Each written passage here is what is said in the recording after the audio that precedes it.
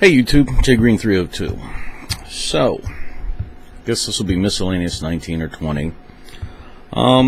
Two things that I really want to cover, and I'm not really good at the verbiage here, but we're going to give this a shot. In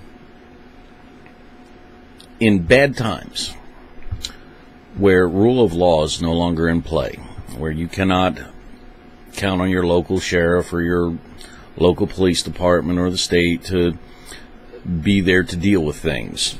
If we're under those circumstances, everybody knows about guns or ammunition, food, and all that other nonsense. Something that I've noticed that has been overlooked in a lot of people's preps discussions is things like slings. This particular one happens to be for assault rifle. Throw it over your shoulder. It's got a nice stretch give, release buckle, and a clamp to hook so that you can hang the rifle straight down and just reach your hands down and grab it. Now, this is pretty standard for assault rifles, but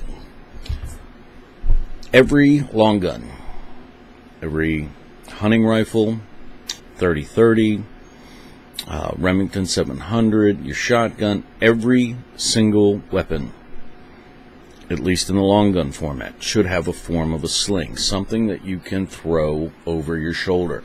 Get your hands free.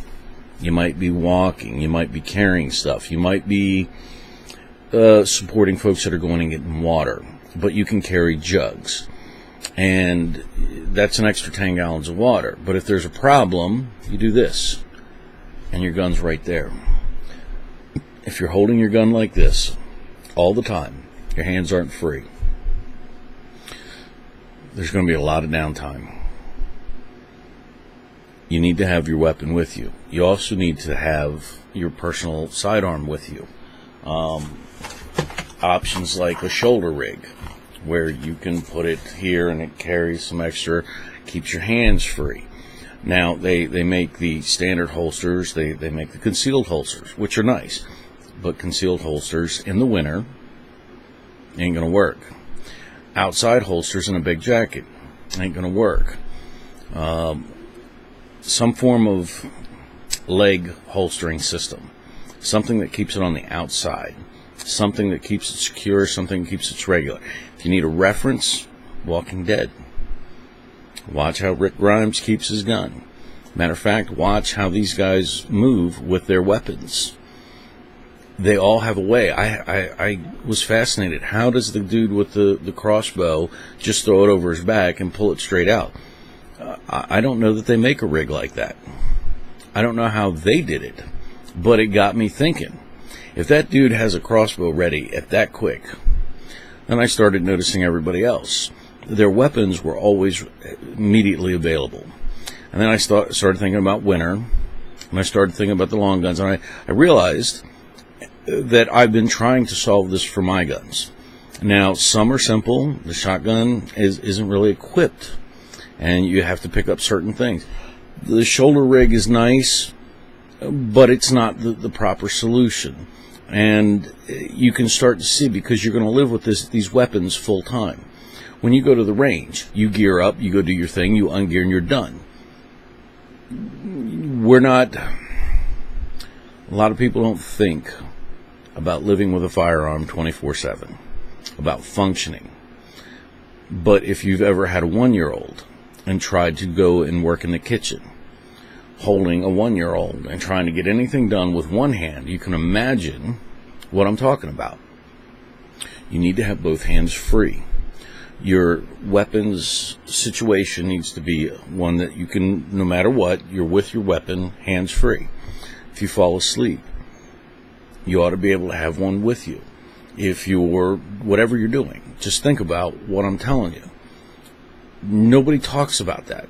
How do you operate 18 hours a day, even if you take your gear off and set it next to you in case there's a problem in the middle of the night? Is your gear set up to maintain with your weapon on your person for 18 hours a day? And if it isn't, you're going to wish to God you did. It's the only thing. It's not a sexy one. It's very subtle. But if you ever had a pebble in your boot, you'll understand exactly what I mean. I'll leave it at that. Here comes the nice one. This is not prepping 101. We're looking for the stuff that all these people are missing.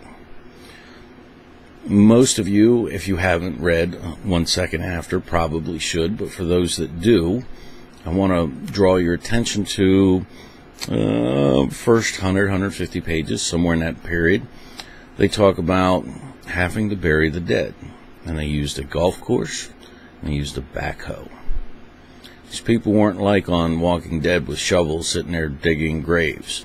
These people used a backhoe. I stopped and I thought about that. What would be the wonder? What could you do with heavy equipment at your disposal as part of your preps? Wouldn't that be nice? Talked to a friend of mine in West Virginia. He actually has a backhoe. They've got a lot of heavy equipment out there. He was moving boulders as vehicle barriers at his property, and he was telling me about it. So it got me thinking, and I started thinking. So, long story short, I would like to have the capability of having any heavy equipment that I come across, I'd like to be able to use. How can I do that? State leaves that stuff all over the place. Every construction site is sitting there. It's usually got fuel and everything. But most people, nothing. And then somebody posted a picture. Has anybody got a case key? How about this? How about keys to all the major construction equipment, all the universal keys, Case, Caterpillar, New Holland, scissor lifts, everything. How much would you pay to have that set of keys during shit hits the fan? And what would you think if I told you you could have it for $40 or less? And just like me, have a set of keys sitting just in case things ever went bad. Here it is. Google machine key set. This particular set came from Lockmasters. 25 different ignition keys, fits most popular equipment. I don't know if my camera will, but let's just see if it'll focus. And it probably won't. But there's the index key, and it lists what it'll fit. For $40 to have something in my bag of tricks that would give me access to that much heavy equipment on anything that I might come across, that's something you should have in your bag of tricks. Nobody's ever mentioned that. One person mentioned the key. How about the whole damn set? I just gave you that tip. While you're looking, take a look at bump keys for most major locks. They make bump keys for commercial. They make bump keys for Quickset and Slage. If you go through Home Depot or Lowe's, what do they carry? Quickset and Slage. What is on 99% of the houses? Quickset and Slage. Why do I bring this up? Bump keys. Slide it in, tap, tap, door opens. That sense of security you got, it's a false one. It's a joke. What's nice about bump keys is if you're going and looking for supplies, you can actually go through the door without having to bust windows or tear the place up. Wouldn't it be nice if you had bump keys for commercial places where they go and loot the store, but they might have, I don't know, lock rooms like at Walmart where all the ammunition's stored, and it's behind a commercially locked door. Unless somebody takes a forklift to that door or figures out how to get in, 9 times out of 10 the door might be locked. And in a lot of other buildings, most things are behind that are worth value are behind locked doors. Bump key sets for commercial locks might be a nice thing to have in your little bag of tricks. I mention this because if we lose rule of law, at this point it's game on. If you get these keys and you use them for illegal activity while rule of law is still in effect, you're responsible for your decisions, and I do not condone that. But under a different set of circumstances, you might be the only one that can get into locked doors that nobody else is getting into, which gives you the advantage of getting to supplies that nobody else can get to. Much like the set of keys for all the heavy equipment, by having the keys, you have access to the equipment. By having the keys, you have access to locked doors that most people cannot. Be the key master. Start to learn a little bit about lock security. And as you learn about that lock security, start to learn about what you need to do to change your locks and your security when you can't get into your own stuff with these advantages. 9 times out of 10, 9,999 times out of 10,000, somebody else isn't either, even if they saw this video. And that's worth a double whammy right there.